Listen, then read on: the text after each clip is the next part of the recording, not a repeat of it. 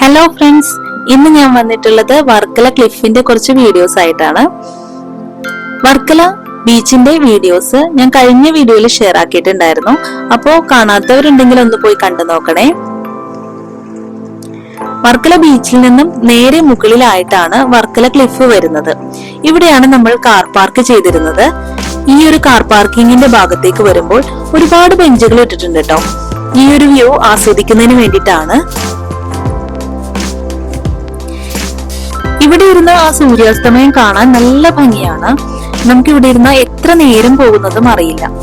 ഇപ്പോ സമയം ഏതാണ്ട് 5 മണിയായിട്ടുണ്ട്.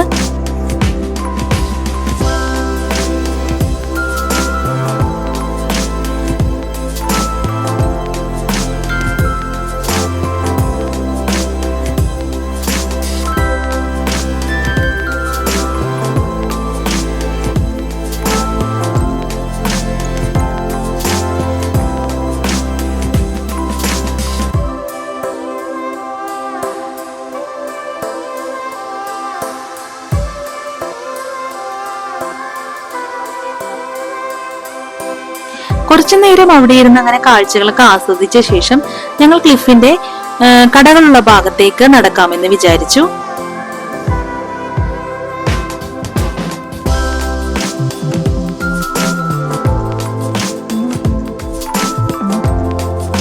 ഇവിടെ ഒരുപാട് വിദേശികളെ നമുക്ക് കാണാൻ സാധിക്കും.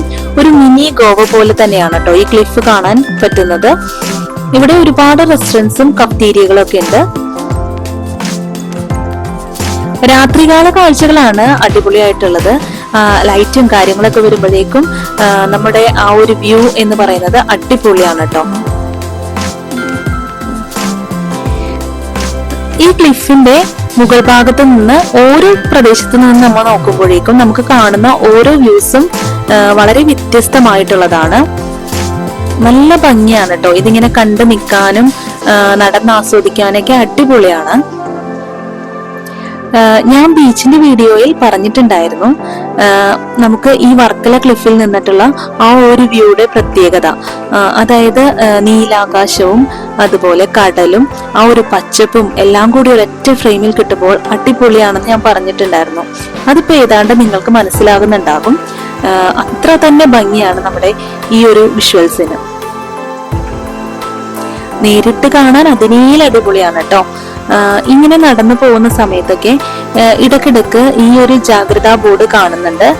ക്ലിഫ് എഡ്ജിന്റെ ഒരു ജാഗ്രതാ സൈൻ കാണിക്കുന്നുണ്ട്. ഈ ഒരു ഭാഗത്തേക്ക് നമുക്ക് പ്രവേശനം അനുവദിക്കുന്നില്ല. അങ്ങനെ കുറച്ച് നടന്നു കഴിഞ്ഞപ്പോഴേക്കും ചെറിയൊരു ക്ഷീണമൊക്കെ വന്നു തുടങ്ങി. അപ്പോൾ ചായ കുടിച്ചിട്ടുണ്ടായിരുന്നില്ല. അപ്പൊ ഒന്നൊരു ചായ കുടിക്കാമെന്ന് വിചാരിച്ച് ഒരു റെസ്റ്റോറന്റിൽ കയറിയതാണ് കേട്ടോ. ഇപ്പോ ആ റെസ്റ്റോറന്റിന്റെ മുകളിൽ നിന്നുള്ള വ്യൂ ആണ് ഞാനിപ്പോ ഷെയർ ആക്കുന്നത്. അങ്ങനെ ഞങ്ങൾ അവിടെ നിന്ന് ഒരു കാപ്പിയൊക്കെ കുടിച്ച് അവിടെ നിന്ന് വീണ്ടും താഴേക്ക് ഇറങ്ങി.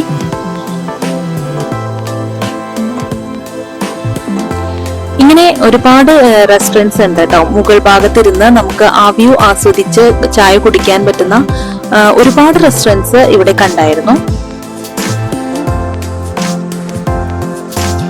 ക്ലിഫിന്റെ ആ ഒരു എൻഡ് ഭാഗത്തേക്കൊക്കെ പോകുമ്പോഴേക്കും ഒരുപാട് സീ ഫുഡ് കിട്ടുന്ന ഒരുപാട് റെസ്റ്റോറൻറ്റ്സ് ഒക്കെ ഉണ്ട്.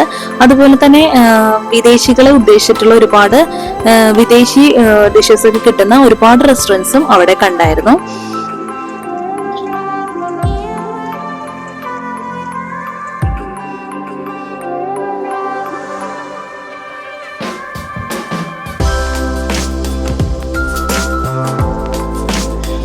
ഈ ഒരു വീഡിയോസ് കാണുമ്പോൾ നിങ്ങൾക്ക് മനസ്സിലാകും ഈ ഒരു വിഷ്വൽസ് നമുക്ക് എത്ര കണ്ടാലും മതി വരാത്ത അത്ര ഭംഗിയാണ്. ഒട്ടും നമുക്ക് ബോറടിക്കില്ല. എത്ര നേരം വേണമെങ്കിലും നമുക്ക് ഈ ഒരു വിഷ്വൽസ് നിന്ന് കാണാൻ സാധിക്കും. അത്ര എൻജോയ് ചെയ്യാൻ പറ്റുന്ന ഒരു മെമ്മറബിൾ ആയിട്ടുള്ള വിഷ്വൽസ് ആണ് നമുക്ക് ഇവിടെ നിന്ന് കിട്ടുന്നത്.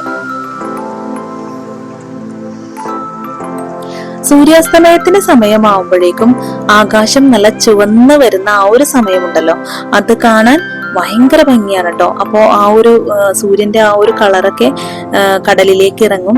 അപ്പോൾ അതൊക്കെ കാണാൻ നല്ലൊരു ഭംഗിയുണ്ടായിരുന്നു.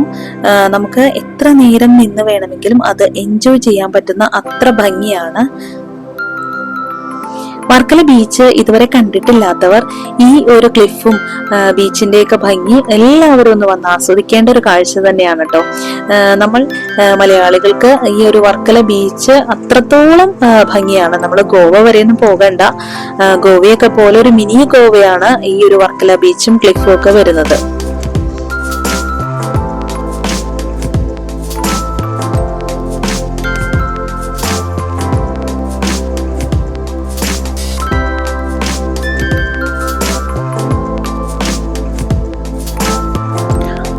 എത്ര കണ്ടാലും ആ മതി വരാത്ത കാഴ്ചകൾ കണ്ട് അതിനുശേഷം ഞങ്ങൾ റൂമിലേക്ക് തിരിക്കാമെന്ന് വിചാരിച്ചു.